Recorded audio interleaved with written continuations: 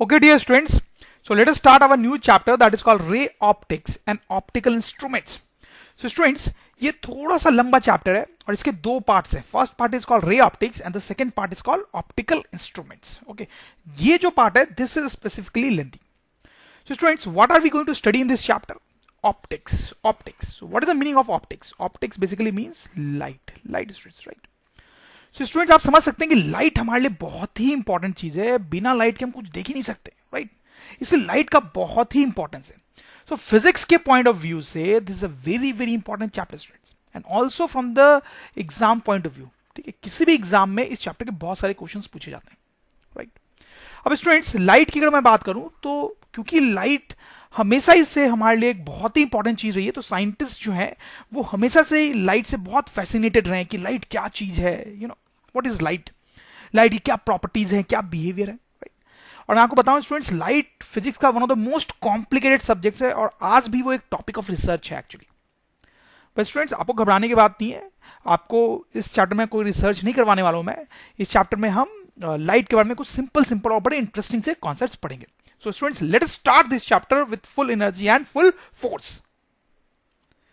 So students, सबसे पहले एक बहुत छोटा सा टर्म देखेंगे जो आपको ऑलरेडी पता ही होगा, that is called beam. Beam क्या होता है स्टूडेंट्स? तो उसके लिए आपको थोड़ा सा पता होना चाहिए रे क्या है, रे क्या है.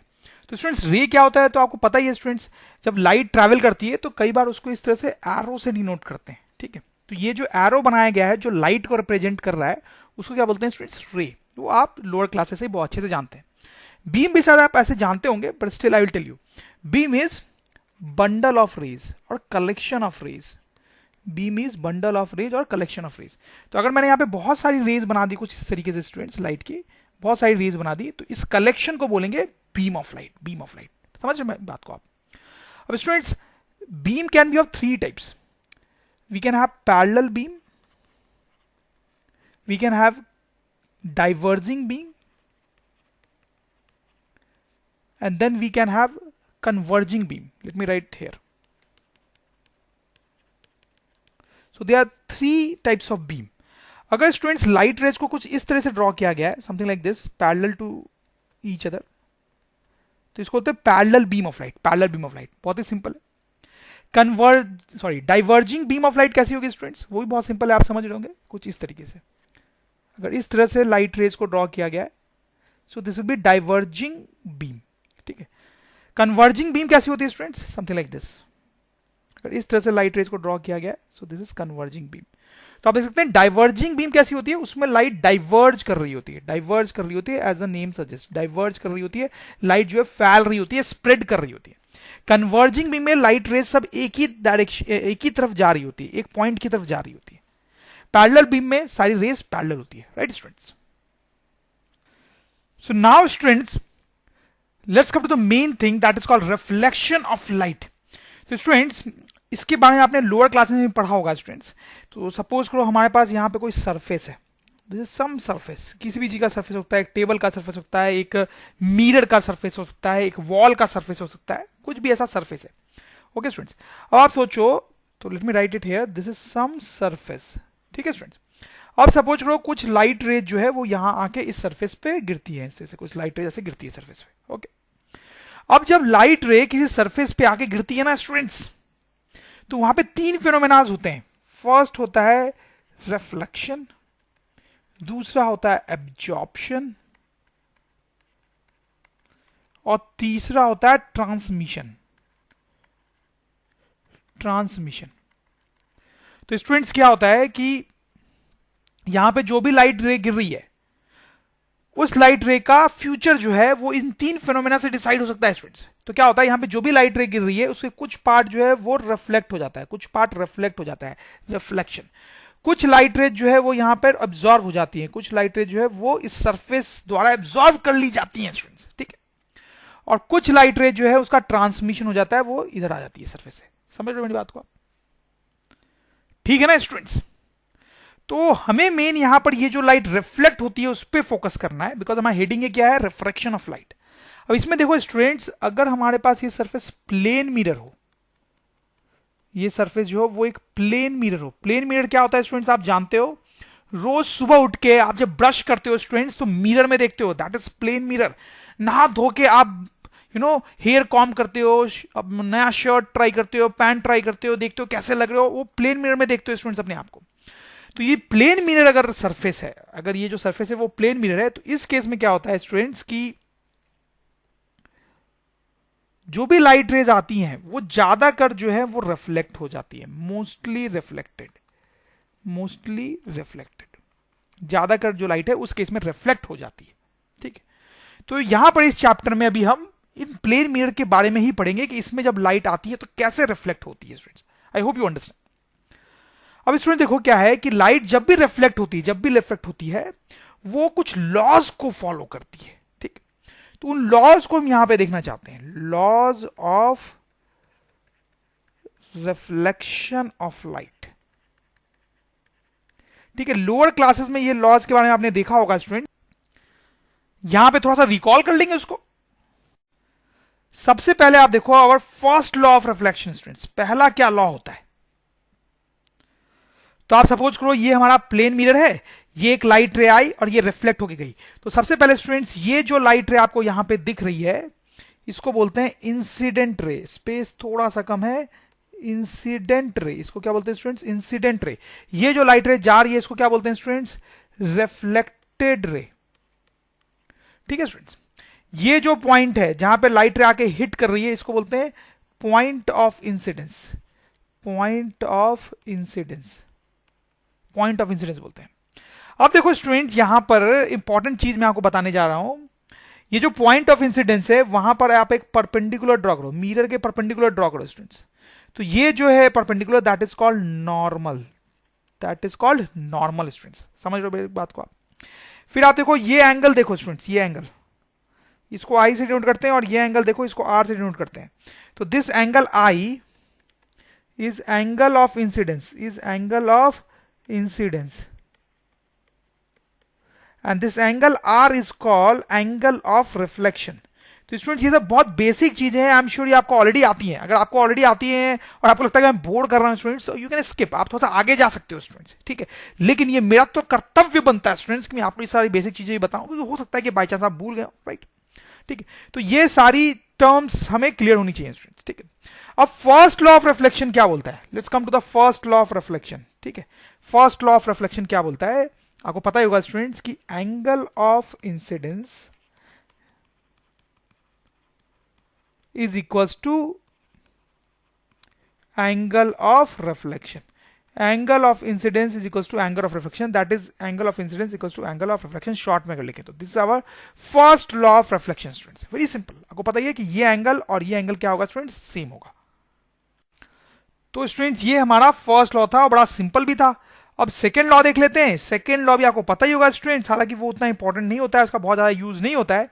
सेकेंड लॉ ये है, देखें, incident ray, reflected ray and normal, incident ray, reflected ray and normal all lie in same plane, all lie इन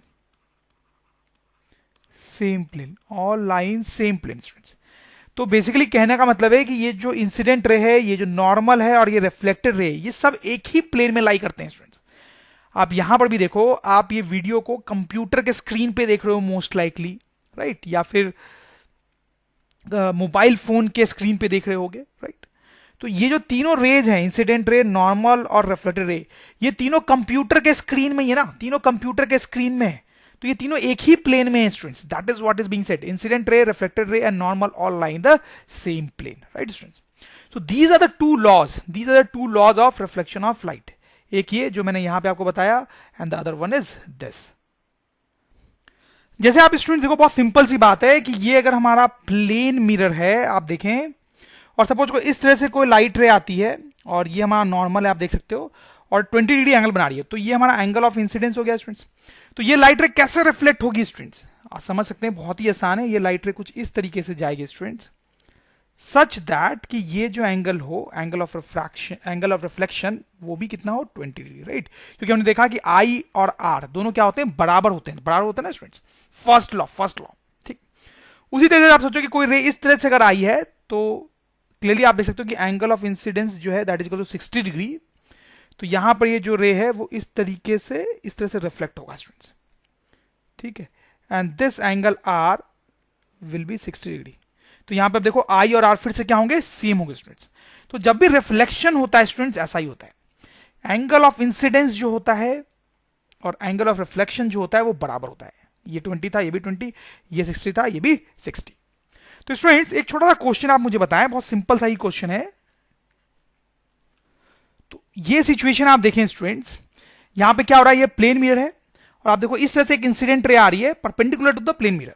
तो बहुत ही सिंपल सा क्वेश्चन है मेरा स्टूडेंट्स कि in this case what is the value of angle of incidence. Angle of incidence क्या बोलेंगे आप स्टूडेंट्स केस में, बहुत ही सिंपल है स्टूडेंट्स, आई एम श्योर आप समझ ही रहे होंगे। यहां पे अगर आप नॉर्मल बनाना चाहोगे तो इसी के लॉन्ग यही नॉर्मल बनेगा हमारा, राइट स्टूडेंट्स, और यही हमारा इंसिडेंट रे भी है, यही हमारा इंसिडेंट रे भी है। तो इंसिडेंट रे और नॉर्मल के बीच का एंगल कितना है students, 0। So that is your angle of incidence.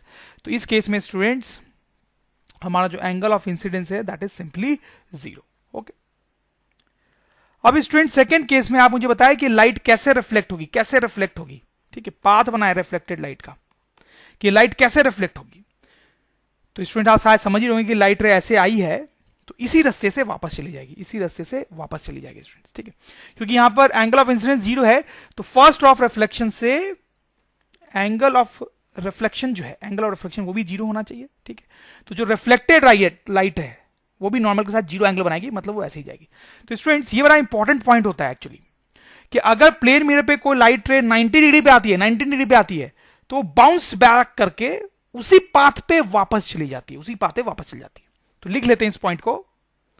तो वही चीज मैंने यहां पे लिखी है, if a light ray hits a plane mirror at 90 degree it bounces back on same path. और स्टूडेंट इसको बोलने का एक और तरीका होता है कि लाइट रे retraces its path, retraces its path, इसका मतलब है कि उसी रास्ते पे वापस चली जाएगी। So let us do this very interesting question. So आप देखो यहां पर दो प्लेन मिरर ऐसे, उनके बीच का एंगल थीटा है, एक रे ऑफ लाइट इस तरह से आ रही है और आप देख सकते हो कि ये जो रे ऑफ लाइट है वो इस प्लेन मिरर के पैरेलल है, जैसा आपको देखने में भी लग रहा होगा, ठीक है, पैरेलल है। अब क्वेश्चन क्या है, फाइंड थीटा, ये एंगल थीटा की वैल्यू पता करनी है सो दैट रे रिट्रेसेस पाथ। ये थीटा की वैल्यू पता करनी है ताकि ये जो है अपना पाथ रिट्रेस कर ले, जिस रास्ते आया उसी रास्ते चल जाए आफ्टर वन रिफ्लेक्शन, एक रिफ्लेक्शन के बाद ही ये अपना पाथ रिट्रेस कर दे। आप देख सकते हो इस क्वेश्चन के कई सारे पार्ट हैं कि ये दो रिफ्लेक्शन के, दूसरा पार्ट ये कि दो रिफ्लेक्शन के बाद ये रिट्रेस करे, तीसरा पार्ट है कि 3 रिफ्लेक्शन के बाद ये रिट्रेस करे। सो आई होप आप इस क्वेश्चन का मतलब समझ रहे होंगे। फर्स्ट देखो क्या होगा कि यहाँ पे जो रे है ये अगर आती है यहाँ से रिफ्लेक्ट होती है तो ऐसा कुछ हो सकता है, समथिंग लाइक दिस, कि ये रे यहाँ टकराई, फिर रिफ्लेक्ट होके यहाँ ऐसे टकराई, फिर रिफ्लेक्ट होके यहाँ गई, ठीक है, समथिंग लाइक दिस, फिर ये रिफ्लेक्ट होके यहाँ जाए, फिर ये रिफ्लेक्ट होके यहाँ जाए, और ऐसा प्रोसेस चलता जाए, ठीक है, ये रे आई ऐसे रिफ्लेक्ट हुई, ऐसा चलता जाए, ऐसा कुछ हो सकता है, ठीक है। लेकिन बोल रहा है फर्स्ट पार्ट फोकस करते हैं कि एक रिफ्लेक्शन होते ही रे अपना पाथ रिट्रेस कर ले। तो ये पहला रिफ्लेक्शन है हमारा, ये पहला, ठीक है। तो ये रिफ्लेक्शन होते ही ये बाउंस बैक कर जाए, अपना पाथ रिट्रेस कर ले। तो ऐसा कब होगा, थीटा की किस वैल्यू के लिए होगा, सोचना है स्टूडेंट्स हमें। बहुत आसान है। सोचो जरा स्टूडेंट्स, अगर ये जो थीटा अगर वो 90 हो तो क्या होगा, जरा सोच के देखो। ये जो थीटा अगर वो 90 हो तो क्या होगा, आप समझ गए होंगे बात, अब तो बहुत सिंपल है। तो उस केस में अगर ये रे अगर इस तरह से आ रही है, ठीक, इस तरह से आ रही है पैरेलल टू दिस मिरर, और ये 90 है, तो ऑब्वियसली ये 90 हो जाएगा और ये बाउंस बैक कर जाएगी इस तरीके से, ठीक है। तो ये पहला रिफ्लेक्शन है और पहले रिफ्लेक्शन के बाद ही उसने अपना पाथ क्या कर लिया, रिट्रेस, राइट। समझ में आई बात स्टूडेंट्स। तो पहला पार्ट हमने सॉल्व कर लिया कि एक रिफ्लेक्शन के बाद ही अगर इसको रिट्रेस करना है अपना पाथ तो थीटा शुड बी 90, ठीक है। अब क्या हो रहा है कि दो रिफ्लेक्शन के बाद रिट्रेस करवाना है, दिस इज सेकंड पार्ट, दो रिफ्लेक्शन के बाद। तो वो कैसे सॉल्व होगा, सोचेंगे जरा। दो रिफ्लेक्शन के बाद रिट्रेस करना है, तो ये पहला रिफ्लेक्शन था, ये दूसरा रिफ्लेक्शन है, मतलब यहां तक पहुंचनी चाहिए लाइट यहां से, और उसके बाद रिट्रेस करना है, उसके बाद रिट्रेस करना है। तो देखो उसके लिए क्या होना चाहिए, देखो सोचो कुछ ऐसा हो कि लाइट रे आई, पहली बार यहां पे रिफ्लेक्शन हुआ, ठीक है, फिर यहां दूसरी बार रिफ्लेक्शन हुआ, ठीक है, दूसरी बार यहां पे टकराई। अब अगर ये एंगल 90 निकल जाए, अगर ये एंगल 90 हो तो अब क्या होगा, सोच के देखो। ये लाइट रे ऐसे आई, फिर ऐसे नीचे टकराई, अगर ये एंगल 90 हो तो क्या होगा, अब यहाँ पे तो बाउंस बैक करेगी ना लाइट रे, तो बाउंस बैक करेगी ऐसे, ठीक है, और फिर ऐसे आएगी वापस ऐसे ही चली जाएगी, ठीक है, तो हो गया ना, रिट्रेस कर लिया उसने अपना पाथ आफ्टर टू रिफ्लेक्शंस, ठीक है, तो उसके लिए यहां पर 90 डिग्री होना चाहिए, ठीक है, तो अब थीटा निकालना है, थीटा कैसे निकलेगा,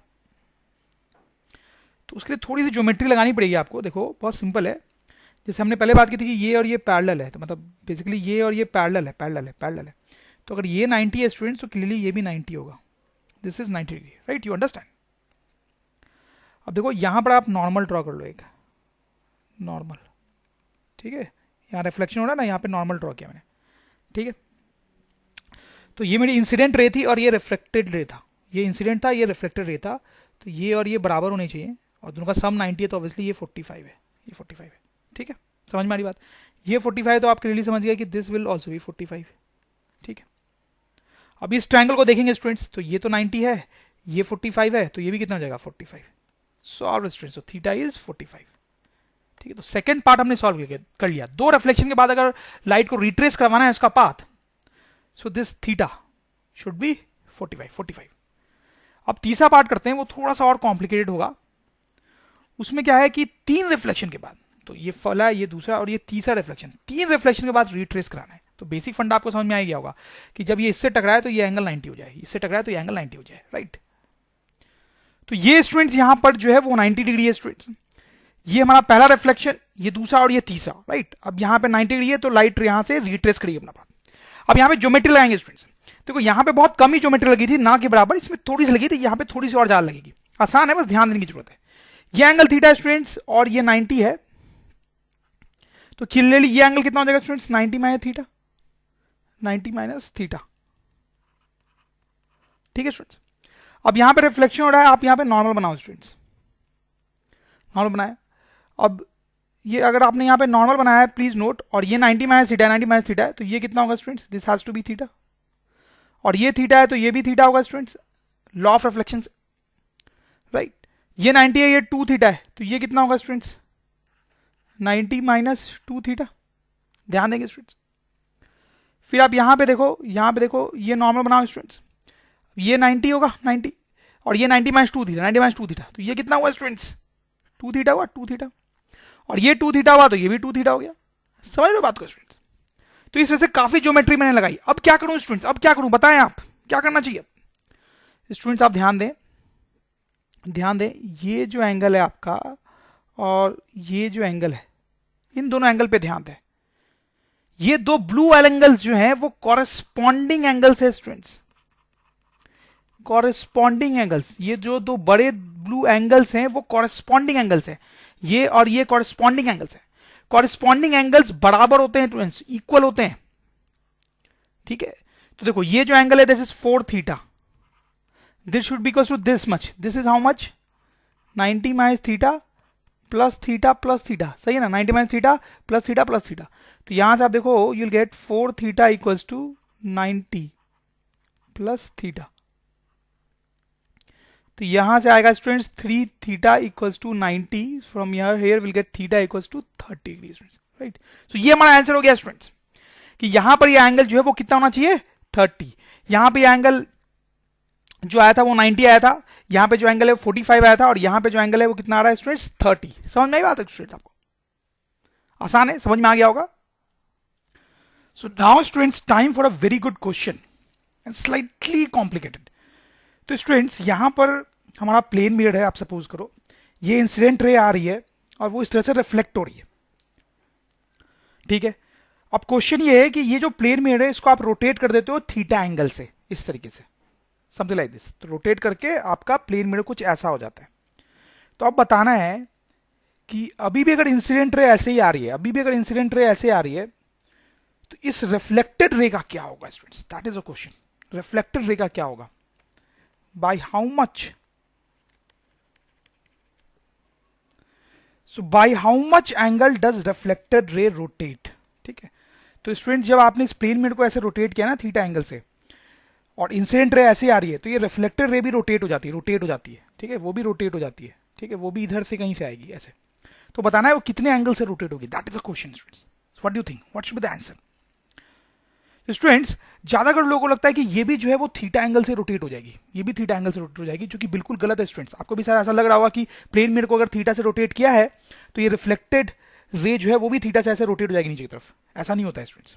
देखो अगर ये सिचुएशन होती, मतलब एक दूसरी सिचुएशन आपको बता रहा हूं कि आप प्लेन मिरर को रोटेट नहीं कर रहे होते, प्लेन मिरर को रोटेट नहीं कर रहे होते, सपोज करो आप इंसिडेंट रे को थीटा से रोटेट कर रहे होते, इंसिडेंट रे को आप थीटा से रोटेट कर रहे होते, तो बहुत सिंपल होता है स्टूडेंट्स। ठीक है, तो क्या होता है, इंसिडेंट रे को आप थीटा से रोटेट कर रहे होते, तो मान लो ये इंसिडेंट रे ऐसे हो गई होती हमारी, और let me use another colour, incident ray ऐसे हो गई होती, तो आपकी रिफ्लेक्टेड रे भी ऐसे ही हो गई होती स्टूडेंट। बहुत सिंपल है। ठीक है, अगर ये एंगल पहले 30 था तो ये भी पहले 30 था। ठीक है, आपने अगर इसको थीटा से ऐसे रोटेट कर दिया तो ये भी ऐसे थीटा हो जाएगा। ठीक है, समझ लो बात को। तो अगर आप इंसिडेंट रे को रोटेट करते हो थीटा से, इंसिडेंट रे को आपने रोटेट किया थीटा से, तो आपका रिफ्लेक्टेड रे जो है वो भी रोटेट हो जाता है थीटा से, विच इज वेरी सिंपल। ठीक है, वंस अगेन अगर आप इंसिडेंट रे को थीटा से रोटेट करते हो इस तरह से, तो रिफ्लेक्टेड रे भी थीटा से रोटेट हो जाता है। This is very simple. But जब आप मिरर को थीटा से रोटेट करते हो तो रिफ्लेक्टेड रे थीटा से रोटेट नहीं होता है, एक्चुअली वो 2 थीटा से रोटेट होगा, 2 थीटा से। मतलब ये जो रिफ्लेक्टेड रे है ना स्टूडेंट्स, वो कुछ ऐसे आएगा, ऐसे आएगा, समथिंग लाइक दिस, और ये जो एंगल है वो 2 थीटा आएगा, 2 थीटा आएगा। कैसे आएगा अभी मैं प्रूव करूंगा, अभी मैं प्रूव करूंगा, लेकिन ये बड़ा इंपॉर्टेंट पॉइंट है, इसको आप याद भी रख लो कि इंसिडेंट रे को अगर थीटा से ऐसे बेंड किया गया तो रिफ्लेक्टेड रे थीटा से बेंड होती है, लेकिन अगर प्लेन मिरर को थीटा से बेंड किया जाता है तो हमारी रिफ्लेक्टेड रे जो है वो 2 थीटा से बेंड होती है, 2 थीटा से। Now let me show you how. Okay, तो देखो ये जो एंगल है स्टूडेंट्स, ये कितना है हमारा थीटा। ठीक है, ये हमारा इनिशियल एंगल ऑफ इंसिडेंस है, ये नॉर्मल था ऑब्वियसली, राइट। ये इंसिडेंट रे था और ये रिफ्लेक्टेड रे, राइट। तो ये जो एंगल है ये अल्फा बोल लो, तो ये भी एंगल कितना है स्टूडेंट्स, अल्फा। ठीक है ना, कोई डाउट नहीं है। अब देखो स्टूडेंट्स, जब आपने इस प्लेन मिरर को रोटेट कर दिया, रोटेट कर दिया, ठीक है, तो अब ये नॉर्मल नहीं रहेगा। आप ध्यान दो, जब आपका प्लेन मिरर ये था, जब ये आपका प्लेन मिरर है, ये आपका प्लेन मिरर है, तो ये उसका परपेंडिकुलर है, ये उसका नॉर्मल है। लेकिन जब आपने प्लेन मिरर को ऐसे रोटेट कर दिया है तो आपका नया नॉर्मल आएगा अब। तो नॉर्मल ध्यान देंगे थोड़ा सा, नॉर्मल अब इसके परपेंडिकुलर आएगा, इसके परपेंडिकुलर, तो वो कुछ ऐसा होगा। This is a normal, this is a new normal. ठीक है, आपने प्लेन मिरर को थीटा से ऐसे रोटेट किया है, प्लेन मिरर को थीटा से रोटेट किया है, तो ये जो नॉर्मल है वो भी ऐसे थीटा से इधर हो जाएगा। सही है, आप समझते जाएंगे, थोड़ा सा ज्योमेट्री ज्यादा लग रही है यहाँ पे। ठीक है, अब देखो आपके पास ये इंसिडेंट रे है, ये नया नॉर्मल है, तो ये जो एंगल है आपका, ये क्या है, ये जो एंगल है, ये नॉर्मल और ये इंसिडेंट रे, तो ये जो नॉर्मल है that is angle of incidence, that is angle of incidence, and that happens to be alpha plus theta, alpha plus theta, alpha plus theta, right. तो स्टूडेंट्स अब जो नई रिफ्लेक्टेड रे है, suppose करो वो ऐसे जाती है कुछ, नई reflected ray, new reflected ray. ठीक है, तो नॉर्मल के साथ ध्यान देंगे आप, नॉर्मल के साथ ये कितना एंगल बनाएगी, नॉर्मल के साथ ये कितना एंगल बनाएगी, जितना इंसिडेंट रे बना रहा है उतना ये भी बनाएगी, तो एंगल ऑफ रिफ्लेक्शन भी आपका अल्फा प्लस थीटा होगा, अल्फा प्लस थीटा। फॉलो कर रहे हो आप मेरी बात? ठीक है, अब ये हमारी ओल्ड रिफ्लेक्टेड रे है और ये मेरी नई रिफ्लेक्टेड रे है, इन दोनों के बीच का एंगल निकालना है। तो basically I want to find this, I want to find this angle, say this is beta, ये मुझे पता करना है, ये एंगल पता करना है, राइट। ये ओल्ड रिफ्लेक्टेड रे है और ये न्यू रिफ्लेक्टेड रे है, उसके बीच का ये एंगल पता करना है। तो अब ध्यान से देखेंगे तो आपको पता चल जाएगा स्टूडेंट्स। देखो आप यहाँ पे, ये अल्फा है, ये थीटा है, ठीक है, ये अल्फा ये थीटा है, तो ये कितना हुआ, ये पूरा अल्फा है और ये थीटा है, तो this is alpha minus theta. ठीक है, और this is alpha minus theta, this is beta, और ध्यान दो आप, ये पूरा क्या है, ये पूरा है अल्फा प्लस थीटा, राइट। ये है अल्फा माइनस थीटा, ये है बीटा, और ये पूरा देखो आप क्या है। तो यहां से हम लिख सकते हैं कि alpha minus theta this plus beta equals to this, that is alpha plus theta. समझ में आ रही है आपको मेरी बात? ध्यान देंगे, अब थोड़ा सा ध्यान देने की जरूरत है, डिफिकल्ट बिल्कुल नहीं है। This is alpha minus theta, this is beta, इनका सम जो है that is this, that is alpha plus theta. तो यहां से आप देखो, हमें बीटा निकालना है, beta will come out to be alpha plus theta minus alpha minus theta. So this will be alpha plus theta minus alpha plus theta. Alpha alpha cancel हो गया, दिस विल बी 2 थीटा. तो यहां से beta आ गया 2 theta. That is the answer. तो students ये जो beta है, ये जो एंगल है, ये जो एंगल है that has come out to be 2 theta. तो वही मैं आपको बता रहा था, अगर प्लेन मिरर को थीटा से रोटेट करते